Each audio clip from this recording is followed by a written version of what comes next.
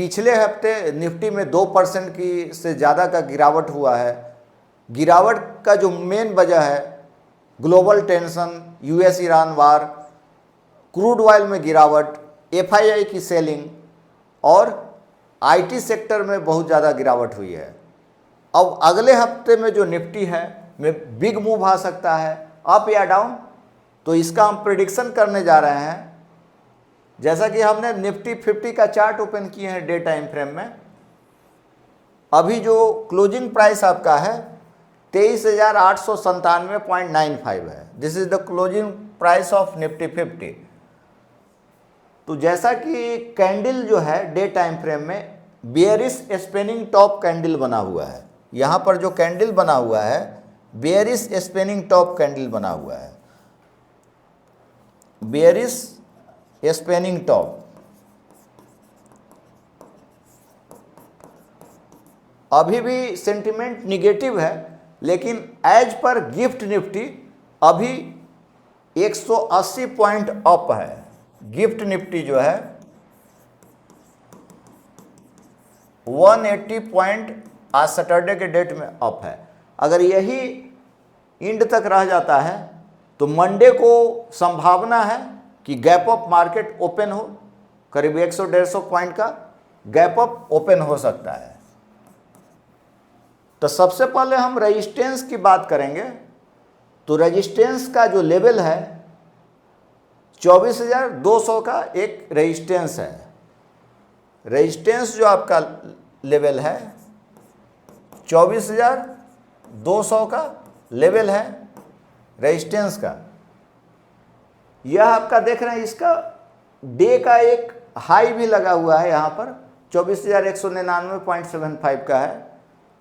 अगला जो लेवल होगा आपका एज पर चार्ट हम बता रहे हैं, कैंडल स्टिक पैटर्न का हमने यूज किया है, इंडिकेटर्स का भी यूज किए हुए हैं और चार्ट पैटर्न का भी हमने यूज किया है, और ओपन चैन हम अभी देखेंगे।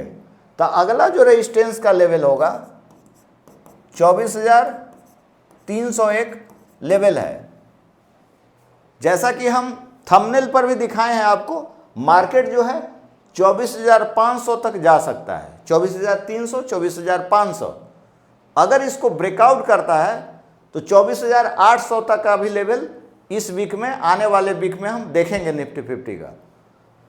तो अगला जो लेवल है आपका 24,500 का लेवल है।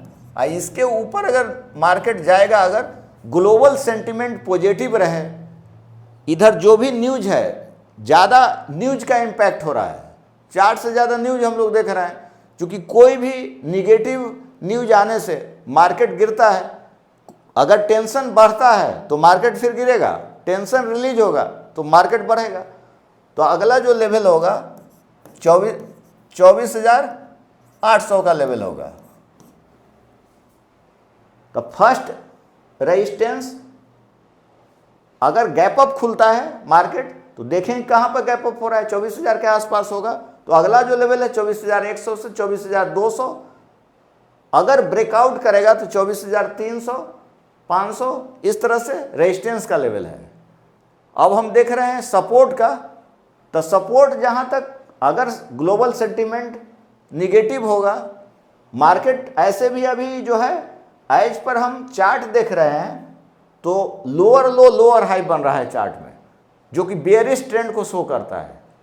तो थोड़ा भी निगेटिव न्यूज आने पर मार्केट ज़्यादा गिरेगा, तो इसके लिए भी हमको तैयार रहना है। तो सपोर्ट जो आपका है एक 23,800 का है। सपोर्ट की बात करेंगे हम तो 23,800 का है। सपोर्ट का कलर हम चेंज कर दे रहे हैं। सपोर्ट 1 जो है 23,800 का सपोर्ट है इमीडिएट।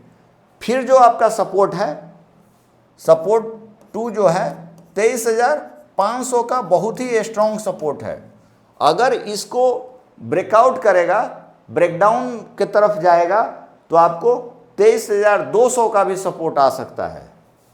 23,200 का भी सपोर्ट आ सकता है एज पर चार्ट। लास्ट जो सपोर्ट हमने यहाँ पर ड्रॉ किया है 23,000 का एक सपोर्ट हमने ड्रॉ किया है, जो कि काफ़ी दूर है। तो ये हम आने वाले वीक के लिए सपोर्ट और रेजिस्टेंस का लेवल दिखाए हैं। अब हम ओपन चेन के हिसाब से देखते हैं कि कहाँ पर OI और वॉल्यूम ज़्यादा ऐड हुआ। तो आइए हम देखते हैं ओपन चेन। NSE इंडिया का वेबसाइट ओपन किए हुए हैं। तो इधर आप देखिए पुट ऑप्शन का है, इधर पुट का डाटा है और इधर कॉल का है। तो हम सबसे पहले सपोर्ट देख रहे हैं कहाँ पर ज़्यादा OI है। ये आपका OI है, चेंज इन OI है।